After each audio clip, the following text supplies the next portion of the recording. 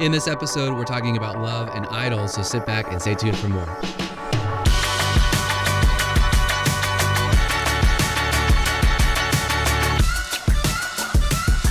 Hi there, and welcome to another episode of Monday Moments, the show in which we take a deeper dive into Sunday's sermon. My name is Travis, your host. With me today is Pastor Charlie, and we are diving into his sermon on 1 Corinthians chapter 8. And if you have not had a chance to watch or listen to that message, you can do so on our YouTube channel, on our website, or listen to it wherever you get your favorite podcasts. And, you know, this is an interesting chapter because of the day and age and the geographic location that most of us are living in. We don't struggle with idols in the traditional sense, in the sense that we see it in 1 Corinthians 8. And you even showed this, right? You showed some pictures of a temple in Taiwan. Modern day. Yeah, and we see that in other places. Like, you know, I've been to India. A number of, you know, our both of our pastors, a number of people in our church have been to India, and that's, you know, the kind of what we think of in our minds when we say the word idols. It's all over the place. Yeah. And yet, what Paul is talking about really is not tied to that traditional sense that we get in our mind of idolatry. Yeah. Idolatry, as we know, can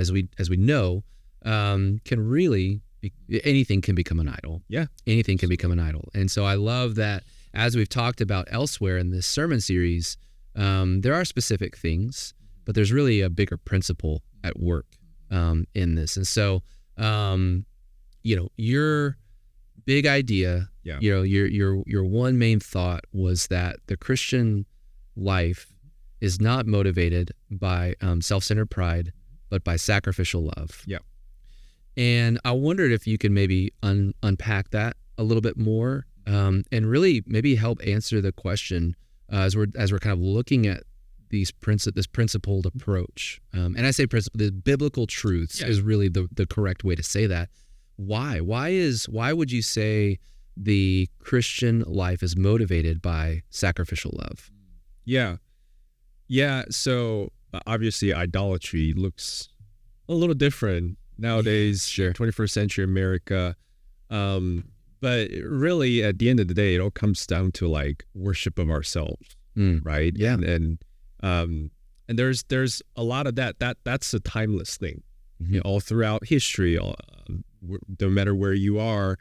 And so, you know, in chapter 1 Corinthians 8 and 9, though idolatry is part of the issue, you know, as I kind of mentioned in the sermon, the deeper issue that Paul was addressing, right, was really had to do with this issue of pride, operating out of pride instead of Christ-like sacrificial love. And so, why does that matter? I mean, really, at the end of the day, we point to the cross. Yeah. Right? We point to the God who created us, who made us to reflect his own image, right? We go back to all the way back to Genesis, and that's the very heart and the being of who God is, right?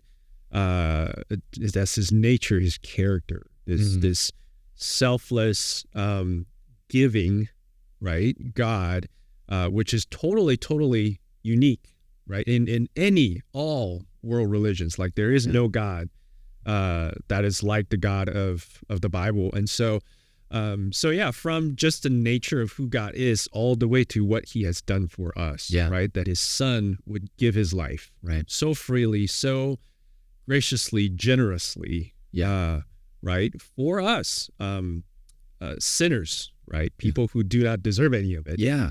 So, you know, it really, we can talk about other reasons, but that, I think we have to go back to that, to who God is and who he intended us to be, right? And so because that's who he is, that's how we're meant to live and operate in this world. Ever since the beginning, we just botched it really bad. Sure. So when we're more focused on, as Paul mentions in Philippians 2, on what benefits, what is good for others, right? Instead of what I want and what is good for myself, right? when that is the focus and the emphasis of my life, right? Man, I just this world would be heaven, don't you think? Yeah. Right? Yeah. So it just, I have to point it back to the gospel, to the cross of Jesus. And really, that's why I say, if you are a believer, you have tasted, you've experienced the benefit of what Christ has done for you. Yeah. And if you claim to be his follower, you have to. You're obligated to operate out of that. And two, hopefully your life, your heart is changing. Yeah. Is transforming, right? So we're taking on the mind and the heart of Jesus, right, in the way we live in this world. So, yeah. Well, and it's, I think that there should be that compulsion within us that says, man, look at what Christ has done for me. I want to do that for my brothers and my sisters. And that's not to say that there's not going to be those times where the sacrifice really feels like a sacrifice, right? Like, the Bible also talks about crucifying our flesh. Yeah. And crucifixion is not this happy process, as most of us have seen or but going back to that idea of being image bearers, that Greek word icon, of Christ. And we were talking about this, Philippians 2, verse 6, says, though he, Jesus, was God, he didn't think of equality with God as something to cling to. Instead, he gave up his divine privileges. And I know you talked about this, right? Like our privileges, our rights. And he humbled himself even to death on a cross. Exactly. Sinner's death. He was without sin. Yeah. And yet he died the death that we deserved. Yeah. And so shouldn't we want to be like him? Yeah. Or at least, at the very least, want to be like him. Yeah. Yeah. Yeah, absolutely. And, I mentioned in the message how if there's any person, any being in this whole universe who deserves to hold on to his rights, right? It would be Jesus. It would be the Son of God. Yeah. Yeah. But he didn't. Right. He just, again, willingly gave it up. Right. For our sake. So, yeah. And if we, again, also have the proper understanding of what it means to be a Christian, a follower, a disciple of Jesus, right? Then we understand that our end goal of our life, our sanctification, is to become like him.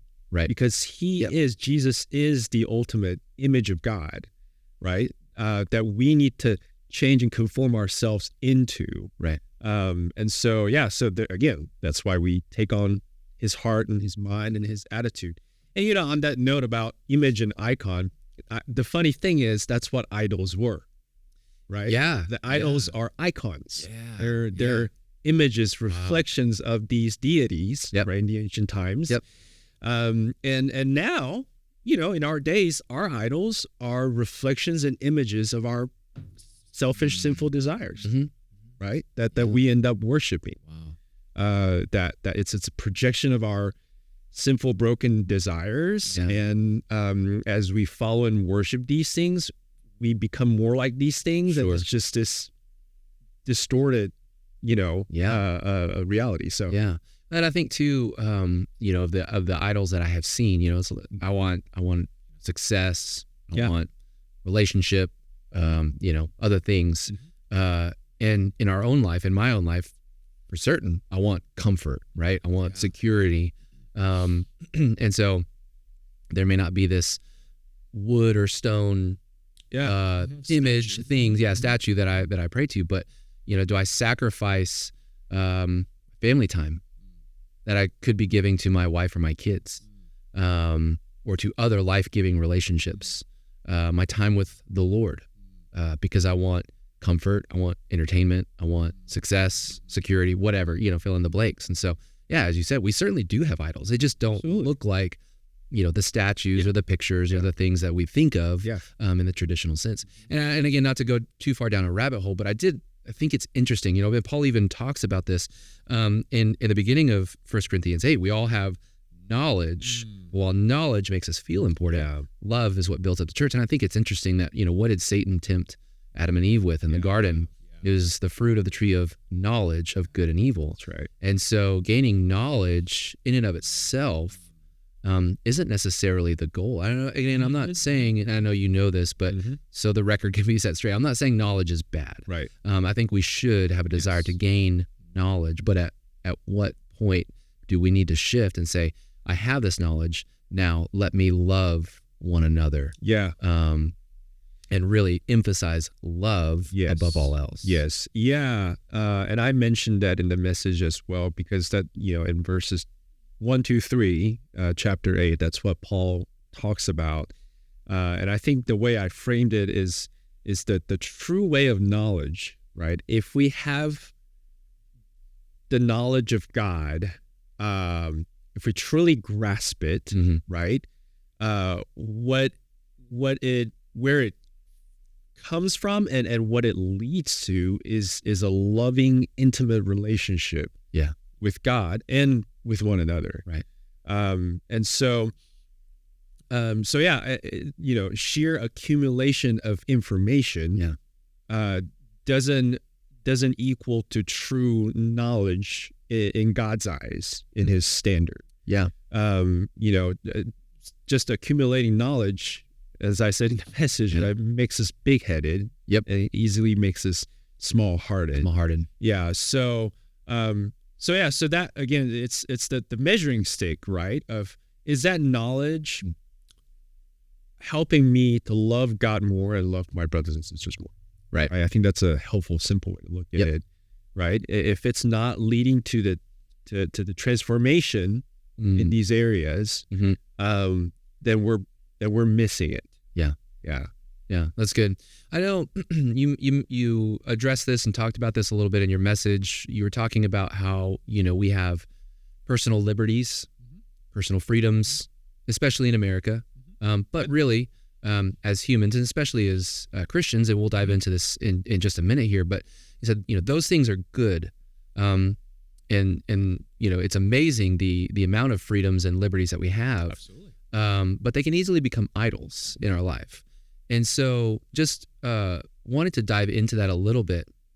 How do we, on a day-to-day basis, walk out the freedom that we have in Christ while really, I say keeping an eye on, but really it's also prioritizing that love for others and being willing to sacrificially lay down some of those privileges without becoming, a slave to legalism, right? Because in Galatians, chapter 5, and again, I'm not trying to get too far down the rabbit hole or in the weeds on this, but so Paul, the same person, is writing to the church in Galatians, and he says, Christ has truly set us free. Now make sure that you stay free. Don't get tied up again in slavery to the law. That don't do this, don't do that. Set of rules and regulations. So, could you maybe talk to that a little bit more about, we can walk in this freedom while prioritizing, our brothers and sisters above ourselves. Yeah. That's such a delicate, it's one of those, it's hard to be very black and white. Absolutely. Every matter, obviously, right? Because there's always that tension of like, all things are okay, what we do. But maybe a helpful thing to think about.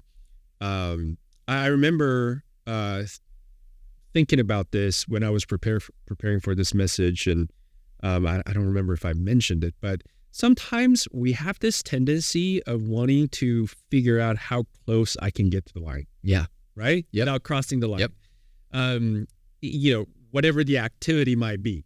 Right? Whether it's drinking alcohol or things that we say or what we watch on the screens. Yeah. Is this okay to do? Like, how far can I go? And I think when we think that way, we're already off to the wrong start. Right. Right? Why am I trying to figure out how close can I get to the boundary without sinning? Right. Right? Well, I think there's something wrong in my heart Yeah. Where my desire isn't, man, how can I love God and glorify him and build up others more? When I think this way, I'm thinking of how much enjoyment can I have? Right. How much of my flesh can I please? Right. So maybe that's one thing to consider in all things, whether it's, so that we don't cause someone to stumble, or for my own good. Like, should I really be watching this show or this movie? Yeah. Is this really good for me? Whether, I don't know what's in it, and again, like what Paul was talking about in chapter 9, I became all things, right? So that I can reach all people, Jews and Gentiles, with the gospel of Christ. If I'll share this briefly. Recently, we had a new neighbor move in to our neighborhood, and Carrie and I and our kids, we went out and got to meet them, and their family, I think, originally from Jordan. Oh wow. Yeah. I don't know how long they've been in the States. They're like fairly established in the San Antonio area and stuff. Wow. But like you could tell that there's still very much in terms of culture, like more Middle Eastern than American, super hospitable. Yeah.